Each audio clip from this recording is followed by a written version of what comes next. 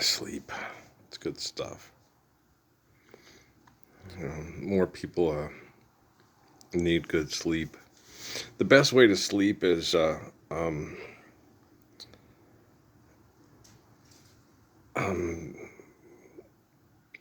it's not being a healthy person yourself, but best way to sleep is being in the company of healthy people.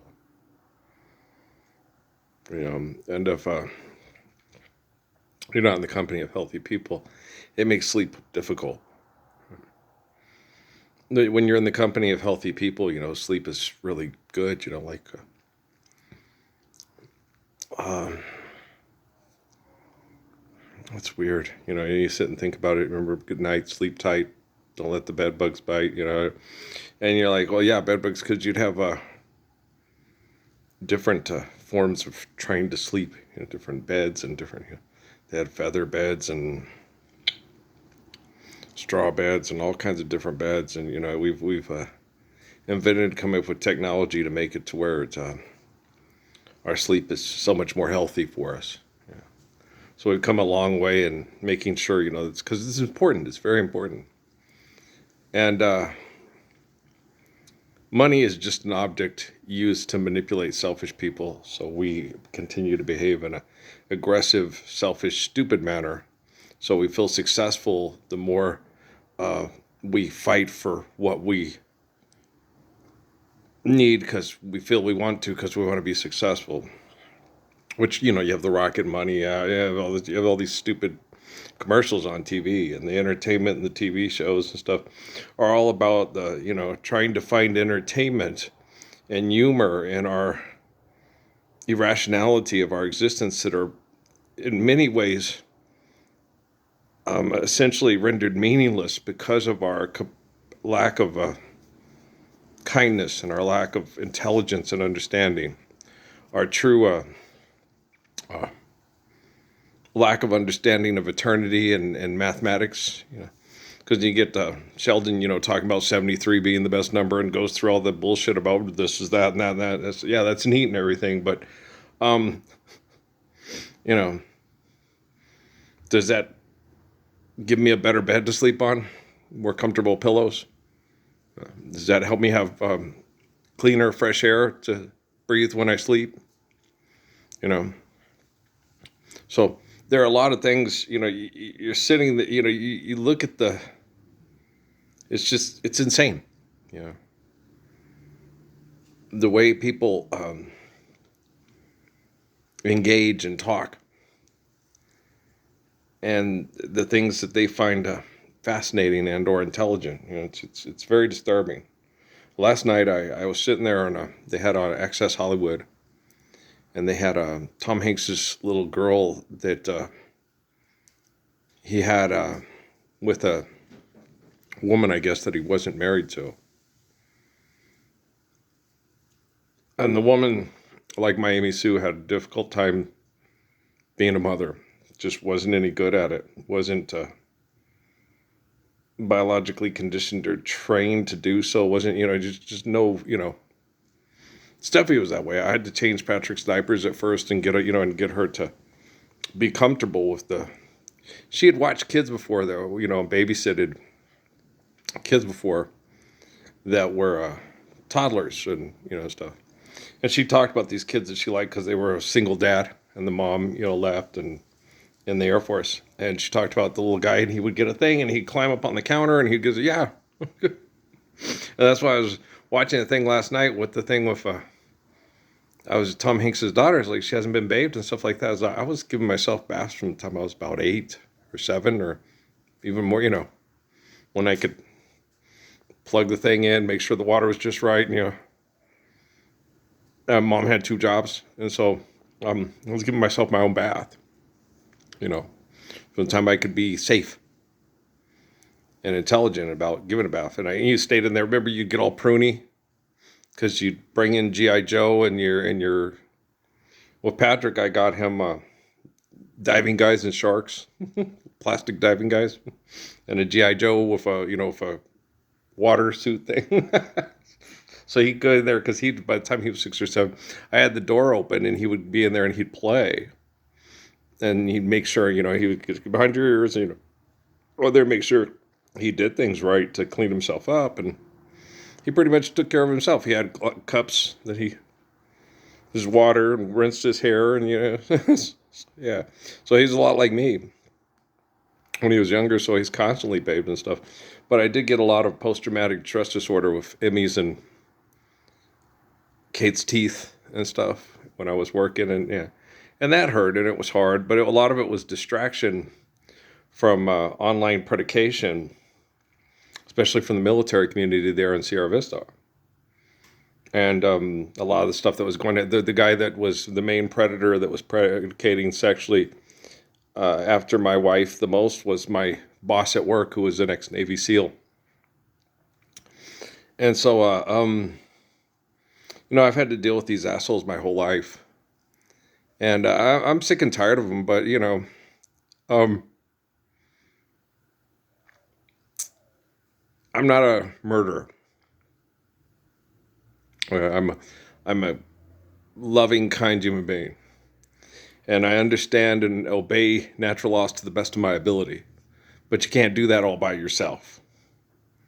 When you understand and obey natural laws, you can't,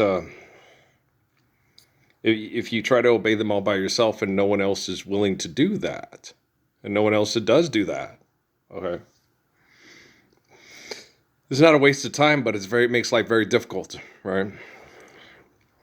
And so people should understand how important it is to understand and obey natural laws, so we can live real beautiful lives. And right now, no, they're not doing that at all. Oh, the Supreme Court is pathetic, and the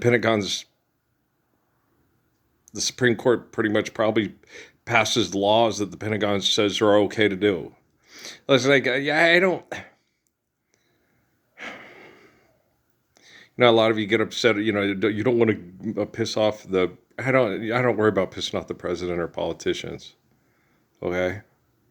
Every day when I go shopping, I piss off the people that tell them what to do. Okay.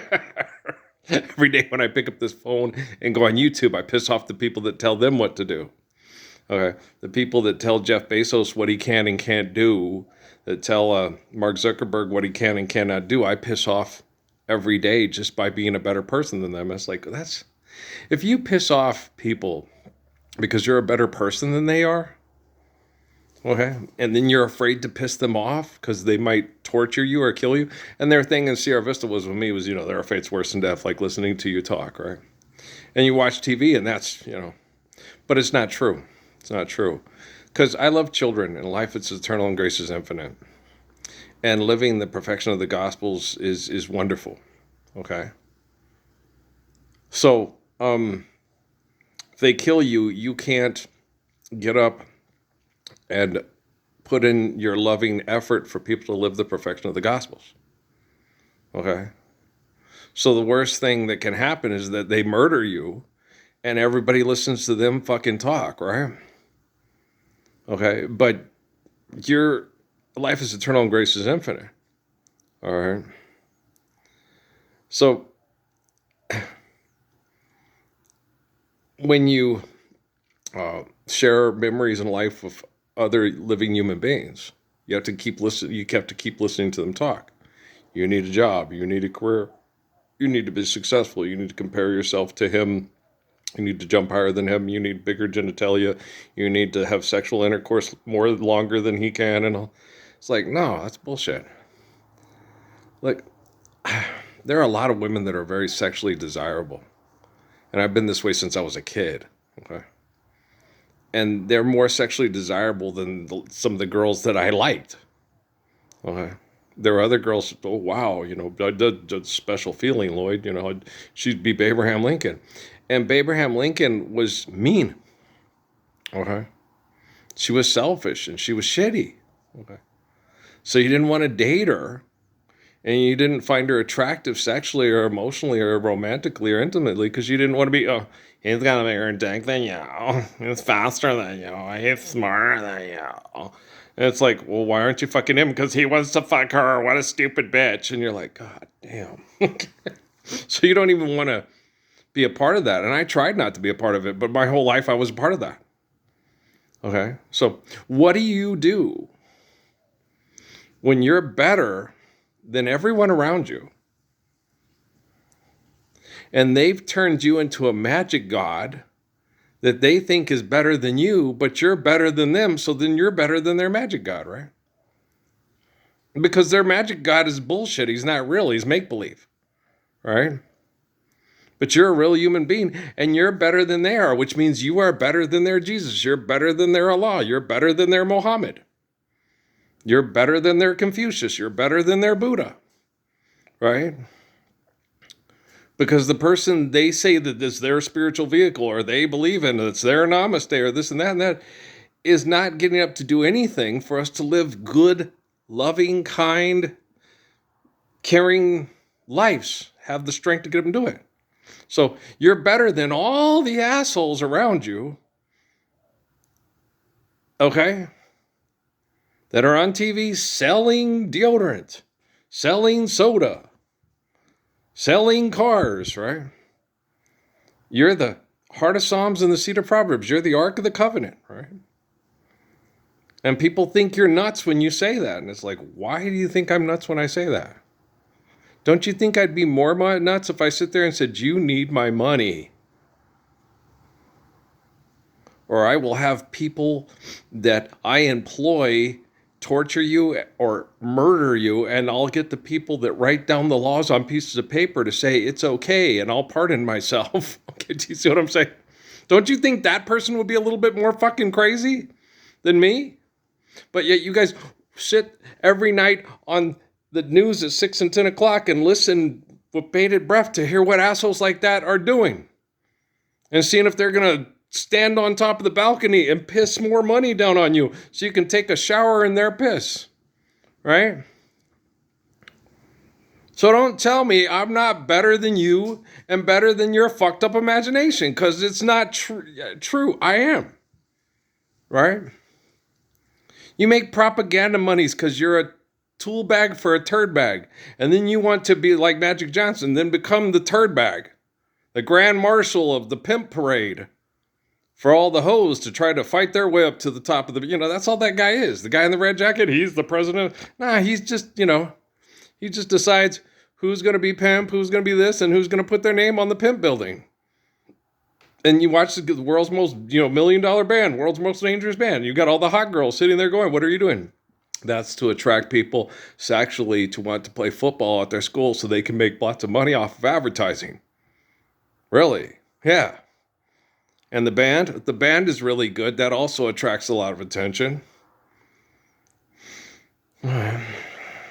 Why? Because people, for some reason, the sexuality being one of the strongest urges among human beings to procreate the species where we don't exist makes a lot of sense. But why would you want to sexually procreate with a complete fucking asshole so your children have to put up with their shit, right? And it hurt real bad last night when I was watching that stuff with Tom Hanks and all that, because I was like sitting there going, God damn, it brought back PTSD of what happened with my kids. And in my case, because I wasn't an actor or a professional basketball player, the state stepped in and gave the children to the women. And women are going to be irrational when they're surrounded by a bunch of bitches. A bitch better have my money. Those zombie pimps from outer space, that's scary. I know a guy like that down the road. You know what I'm saying? We gave Dirty Larry the finger, right? And so there's always worse to work at the post office, huh? And we should be able to raise our own children. They shouldn't have to be institutionalized, right? And I was sitting there watching TV and watching these people, people, they have Crohn's disease and if you have an overactive bladder and you're supposed to get drugs so you can go engage in your extortion in a proper manner, so you can get your work done efficiently. It's like, what? If the person has to go, well, first of all, you're going to have less Crohn's disease and less bladder problems and all that stuff the moment you park all your cars, bars, and wars and have healthy sleep and a healthy environment to sleep in with healthy people, right?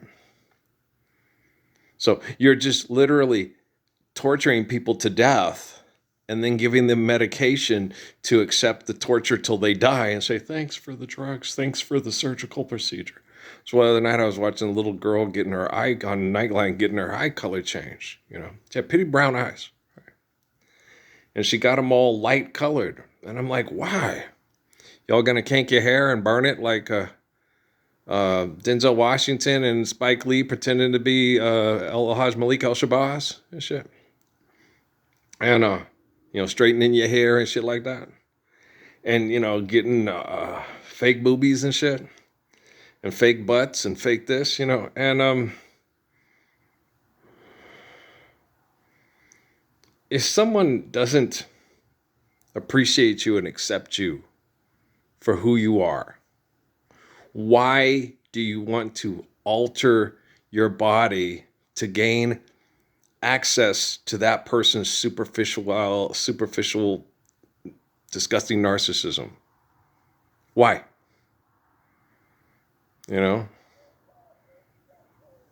Those people are ugly.